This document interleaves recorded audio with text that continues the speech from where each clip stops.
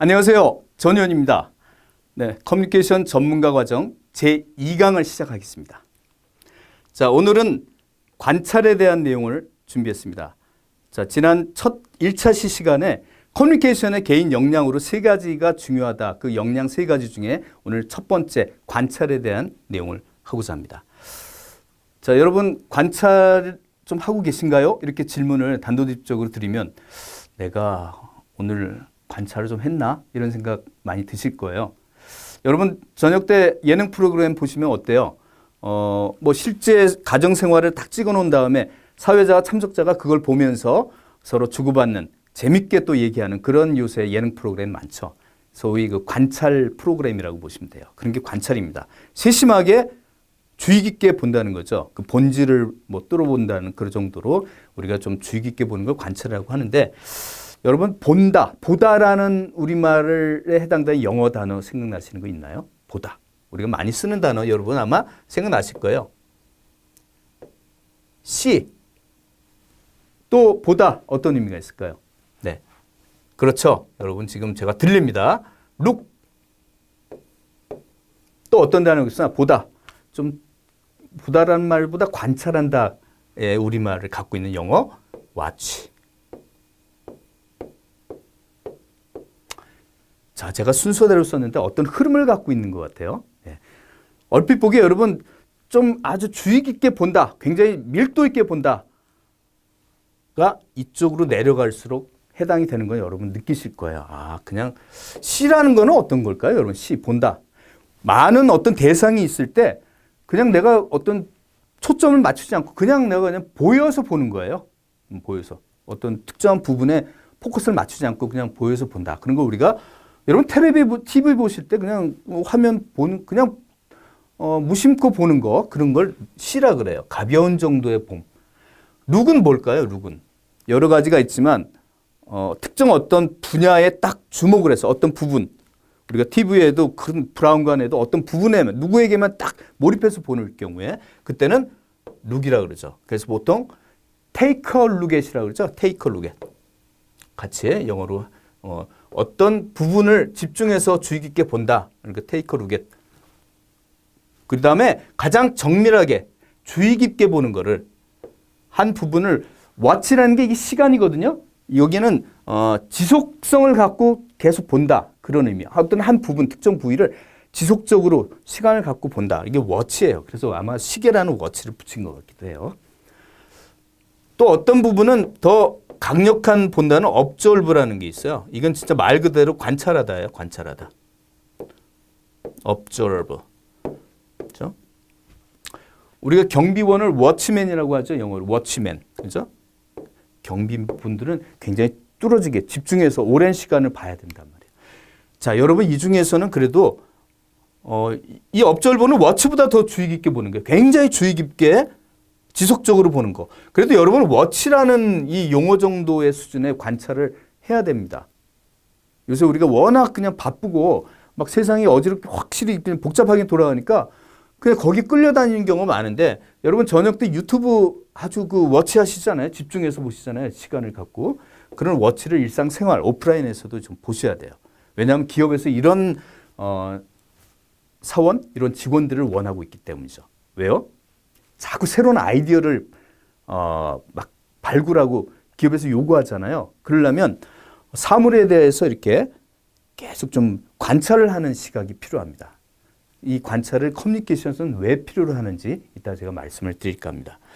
자, 여러분 일단 제가 오늘 지금 질문을 먼저 드렸는데 관찰하고 계시는 하루의 시간은 한 어느 정도 될까요? 횟수는 어느 정도 될까요? 그러면 제가 딴 데 강의, 오프라인 강의를 가서 봤더니 저는 관찰을 그런 의미의 관찰은 거의 하질 않아요. 이런 사람이 90% 이상입니다. 자, 그런 역량을 좀 쌓아야 된다. 왜? 커뮤니케이션을 잘하려면 이 관찰 역량이 필요하다는 걸 이제 말씀드리고자 해요. 자, 재밌는 이제 그림이 나오네요. 네. 이 동물이 늑대예요. 네, 여러분 늑대라는 동물 여성들은 뭐 좋아하는 분들 계시고 늑대 같은 남자. 또 늑대하면 우리가 굉장히 사나운 뭐 동물이라지만 여러분이 어떤 검색을 쳐보시면 포털에 가서 늑대라는 동물은 굉장히 우리 인간보다 더 정이 많은 동물이에요.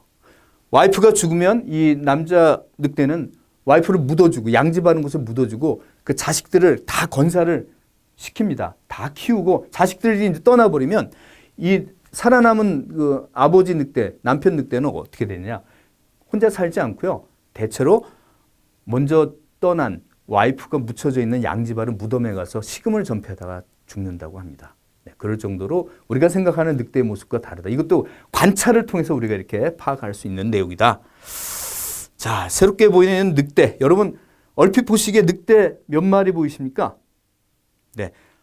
제가 질문에 어떤 그 호흡에 좀 따라와 주시면 좋겠어요. 자세하게 보시지 마시고요. 일단 그냥 얼핏 보기 C로 그냥 얼핏 보여서 보니까 몇 마리요? 그렇죠. 2마리 보인다. 이렇게 대답해 주시면 되겠죠? 예, 2마리. 2마리잖아요. 그죠? 자, 한번 이제 와치를 해볼까요?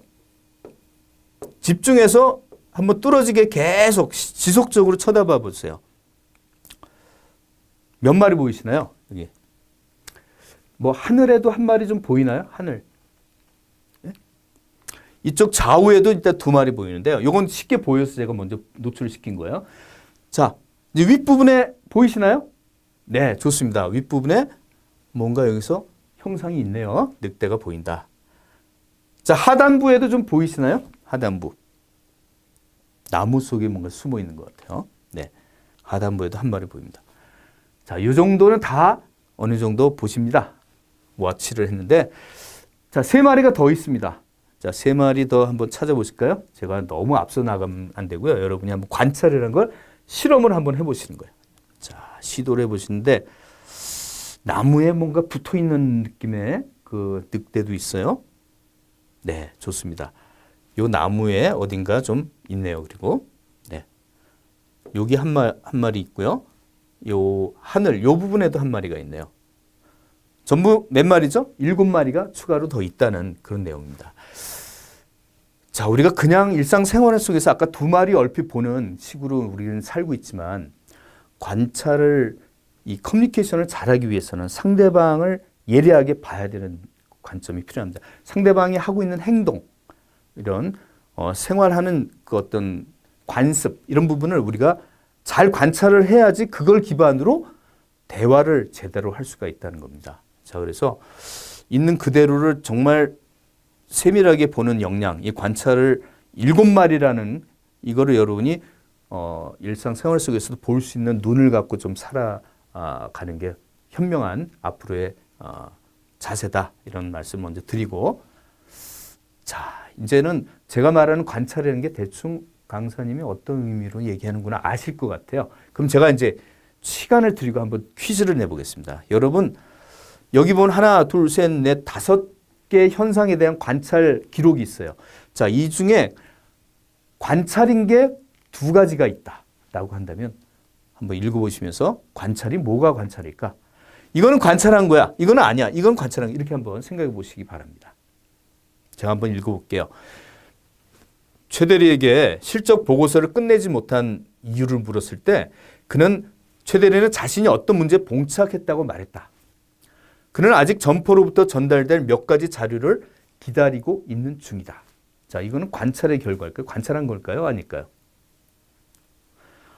가끔 회의실 밖에서 제가 임원이에요. 우리 팀원들 회의하는 거 보면 최대리는 늘 여기저기서 그냥 농담하는 경우가 많은 것 같아. 유리창 속에 보이는 최대리. 회의를 하는 게 아니고 막 농담하는 것 같아. 이거 관찰일까 아닐까요? 네, 어떤 분위기로 제가 얘기하는지 개념을 여러분이 이제 포착을 하셔야 돼요. 이 팀장은 예정보다 사흘 일찍 결산 보고서를 끝냈다. 자, 이거 관찰일까요? 아닐까요? 자, 이 강 부점장은 매장 개선을 추진하는 적극성이 결여돼 있고 다른 사람을 매사 비판만 해서 언제나 자신은 좋은 사람처럼 포장해서 말한다. 자, 이거는 관찰일까 아닐까? 이 부점장은 어떤 문제도 일으키지 않을 정도로 아주 유능한 사람인 것 같다. 사람이다. 자, 크게 2부류로 구분이 돼요. 제가 이제 힘있게 또는 약간 힘 낮춰서 얘기한 부분이 있어요. 자, 이 부분은 2가지가 있다 그러면 우선 하나만 말씀드릴게요. 요거는 관찰입니다. 최대리에게 물어봤는데 그는 뭐 이렇게 사실 그대로 얘기했어요. 아직 점포로부터 전달된 몇 가지 자료를 기다리고 있다라고 얘기했다. 관찰해야 되는 거죠. 여러분 답은 하나 더 있는데 한번 지금 마음속으로 찍어보세요. 그리고 제가 하는 거하고 맞춰보시기 바랍니다. 요건 절대 관찰이 아니다. 요거는 관찰이다. 네, 제가 정답 미리 말씀드렸죠. 자, 그러면 관찰이라는 게 뭘까? 한번 생각해 보실까요? 관찰이 지금 교수님이 얘기하신 게 관찰이 이게 두 가지면 이거는 뭘까? 자, 관찰은 키워드 하나 말씀드리면 객관적 사실. 객관적 사실에 입각한 거. 사실, 팩트라 그러죠? 팩트 그대로를 우리는 관찰이라고 하고요. 그 관찰, 팩트 자체에 자기의 생각을 반영해서 추론하는 그런 주관적인 내용을 우리는 관찰이 아닌 추론이라고 얘기를 합니다. 자, 이렇게 한번 보겠습니다. 자, 추론과 관찰을 서로 대비해서 제가 말씀드리면서 관찰이라는 게 바로 이런 거다. 한마디로 관찰하면 여러분 사실이다. 특히 객관적 사실을 관찰이라고 한다. 이렇게 생각하시면 되겠어요. 반대로 관찰이 아닌 건 추론인데 추론은 거기에 해석을 한다. 여러분 추론하다는 게 뭐예요? 추론하다. 한자로 하면 우리가 미루어 짐작한다. 뭐 이런 얘기예요. 추론. 자기가 사실 그대로를 받고 거기다가 그 사실에 그냥 그치지 않고 다른 외부의 현상을 갖다다가 연결해서 자기의 주관적인 생각을 예측을 하는 것들. 여러분 예전에 그런 3단 논법이라고 아시죠? 소크라테스는 사람이다. 근데 마지막 결론은 뭐예요? 소크라테스는 죽는다. 그 사이에 뭐가 있어요? 뭘 갖고 끌어들인 거예요? 사람은 누구나 다 죽는다를 명제를 갖고 와서 앞단은 맨 처음에 소크라테스는 사람이다. 그 사람은 죽는다. 소크라테스는 당연히 죽는다. 이렇게 결론을 짓는 거. 중간에 있는 게 사람은 모두 다 죽는다는 그 명제를 끌어들여서 거기다 얹으니까 추론을 하는 거예요. 미루어 짐작하건데 소크라테스도 사람이니까 결국 죽는 거야. 죽을 거야. 독약을 안 마셔도 결국 죽는 거야. 이렇게 3단 논법으로 소크라테스는 결국 죽는다는 결론이 이끌어낸 그런 것들이 추론이에요. 자, 그래서 여러분이 커뮤니케이션 대화를 할 때는 미리 말씀드리지만 추론을 하지 말고 관찰에 입각해서 대화를 하라는 거예요. 특히 그 사람에게 좀 불편한 얘기할 때, 특히 피드백을 해줄 때, 그때 굉장히 이 관찰에 입각한 게 중요하다는 걸 이따 말씀드릴 거예요. 이거 보세요. 가끔 최대리 밖에서 이렇게 가만히 회의하는 걸 지켜보느라면 이 친구 주로 농담하는 것 같아. 막 이렇게 흥분해서 막 얘기하고 웃으면서 얘기하는데 나중에 같이 참석한 김 팀장한테 물어보니까 그게 아니라는 거야. 보는 사람마다 달라. 나는 밖에서 회의하는 걸 봤는데 안에서 회의에 참석한 김 팀장은 최 대리는요 회의에 굉장히 열정적으로 참여해요. 밖에서는 김 상무님이 그렇게 들으셨지만요 안에서 볼 때는 이게 농담하는 게 아니고요 굉장히 웃으면서 적극적으로 대화에 참여하는 그 모습 한마디 그거밖에 없습니다. 최 대리는. 근데 밖에서 보시면 오해하실 수가 있어요. 저렇게 웃으면서 막 이렇게 고개 까딱이면서 얘기하는데 원래 자유스럽게 저렇게 하는 스타일이에요. 그러니까 농담하는 경우가 많이 있지만 농담하는 게 아니란 얘기죠. 그래서 보는 사람에 따라 달리 해석할 수 있는 여지가 있는 것. 이것은 관찰입니까? 아닙니까? 관찰이 아니고 추론이라는 거죠. 자기의 주관적인 판단을 얹지 말라는 거예요. 관찰은. 그렇죠? 왜냐하면 자기 스스로 생각하는 건 좋아. 근데 남에게 뭔가 전달하거나 그 당사자, 최대리에게 직접 내가 피드백이나 하고 싶은 말, 이참에 내가 좀 불편하지만 지적해야겠다. 이렇게 얘기할 때는 추론을 갖고 얘기하면 안 된다는 거죠. 관찰을 해라. 그래서 관찰과 추론에 대한 비교를 제가 말씀을 드린 거예요. 자, 여기서 한번 보실까요? 자, 중요하니까 한번 읽어보겠습니다. 제가 다시 한번 읽어보는 거는 정말 중요하기 때문에 어차피 여러분 지금 시간에 앉아서 이렇게 보고 넘어가는 것 90%는 다음 주면 증발해버린다 그래요. 기억에서. 근데 한번 소리내서 읽고 같이 넘어가는 것은 오래 갑니다. 자, 한번 같이 읽어볼까요? 판단, 추측, 해석하지 말고 사실에 입각하여 보라. 예. 예, 잘 들립니다. 사실에 입각하여 보라. 이게 바로 관찰입니다. 자, 사람마다 다른 해석을 내린다면 이거는 관찰이 아니고 대화할 때 이런 해석을 내려서 대화에 활용한다. 그러면 그건 잘못된 불편한 결과를 초래할 수가 있다. 이런 얘기를 하고 싶어서 얘기를 한 겁니다. 관찰만 기억하시면 좋은데 비교하기 위해서, 강조하기 위해서 추론이라는 단어를 상대해서 제가 비교해 봤습니다. 자, 여러분 이제 좀 재밌는 걸 하나 또 보여드릴게요. 여러분이 참여하실 수 있는 코너입니다. 자, 추론한다면 어떤 문제가 있기 때문에 제가 자꾸 관찰에 반대로 추론하지 말라는 얘기를 하냐. 추론하는 과정에서 이 바이어스라 그러나요? 오해할 수 있는 여지, 사실과 다른 어떤 영역으로 오해할 수 있는 후각 효과라는 게 있다. 할로우 이펙트라고 하죠. 할로우 이펙트. 영어로는 할로우 이펙트.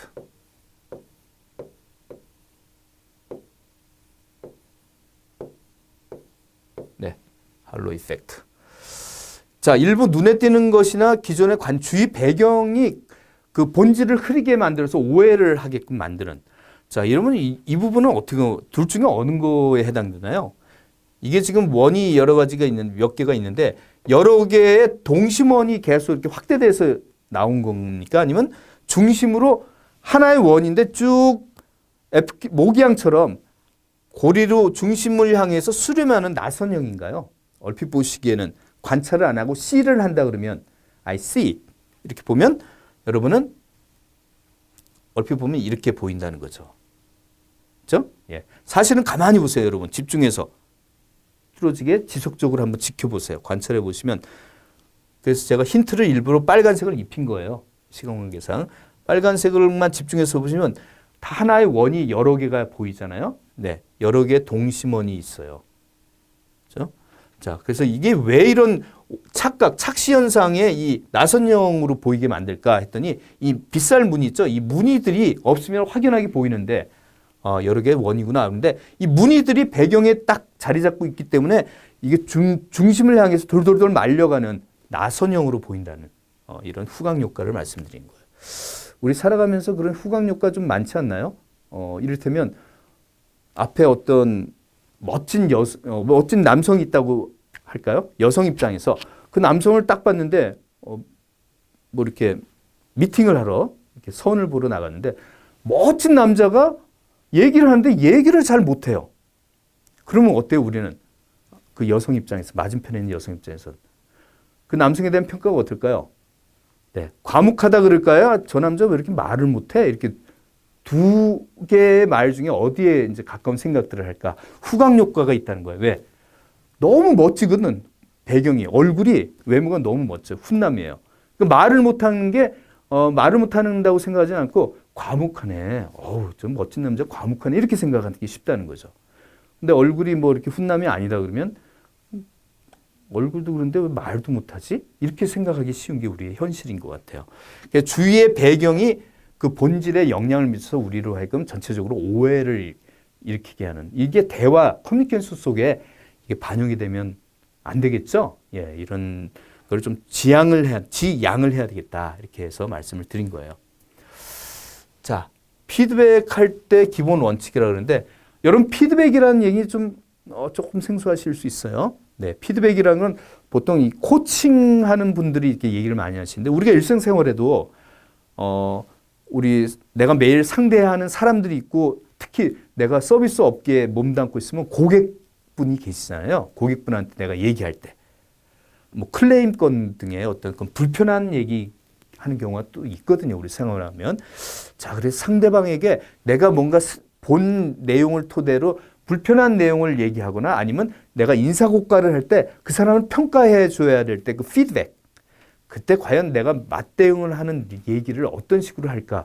이게 굉장히 중요하거든요. 네. 그런 거를 이제 피드백이라고 하는데, 피드백의 기본 원칙은 관찰을 통해서 관찰에 입각한 내용을 말을 해야 된다. 추론을 해서 자기 주관적인 판단을 갖고 얘기하지 말라. 그런 이제 말씀을 드리려고 하는 거예요. 자, 객관적인 관찰과 사실 없이 주관적 판단으로 피드백을 하면 오해와 불신과 불협화음을 한다. 대충 자네 요새 회사에 좀 이렇게 열정적으로 보이는 게 굉장히 지금 안 보여. 이런 얘기를 툭 던지면 그건 주관적인 판단이라는 거죠. 그러면 어떻게 돼요? 그 상대방은 뭘 물어봐요? 아니 그렇게 얘기하시는 근거가 뭐죠? 뭐 특별한 어떤 사례를 한번 얘기해 보세요. 이렇게 나온다고요. 근데 그때 자기가 미리 준비한 뭐 또 객관적 사실을 그때 꺼내봐야 그거는 이미 마음이 서로 멀어진 상태에서 대화를 하는 거니까 커뮤니케이션이 아닌 거죠. 처음부터 자네 요새 열정이 없어 이런 얘기 하지 마시고요. 자네 요새 내가 걱정이 되는데 지각을 요새 아침마다 지난 월요일 날, 수요일 날, 금요일 날 3번 연달아 10분씩 이상 늦은 것 같아. 늦었어. 이런 사실을 던지고 거기에 대한 상대방의 견해를 완곡하게 물어보셔야지 피드백이 된다. 그런 얘기 말씀을 드리는 거예요. 그러려면 기본적으로 관찰이라는 게 평소에 필요하다. 자, 그러면 교수님, 관찰을 잘하기 위해서는 뭐가 필요할까요? 매일 생활 자체를 항상 어떤 현상을 내가 주의 깊게 바라봐야 되는 피곤함이 따르는데요.